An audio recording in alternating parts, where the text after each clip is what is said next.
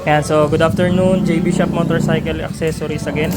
So today, ito, may bago tayong customer na naghalo yung langis at kulan ito.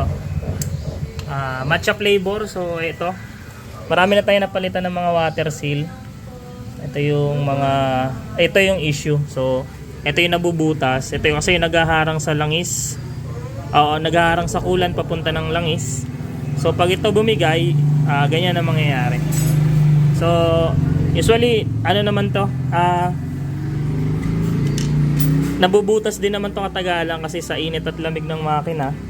Tapos ito, yung issue ng kay sir, ito yung cam bolt nya, grinder. Ayan, kaya mabilis din bumigay, 6 months pa lang daw bumigay na. So dapat kasi walang play to pag sinalpak yung impeller. Pero kita mo ang laki. So pinalitan din natin yan. Ayan, pag grinder din tong impeller. So yan, marami na tayong pinalitan. Pangatlo na to ngayong araw. So ayan, matcha. Pwede ng milkshake, boss.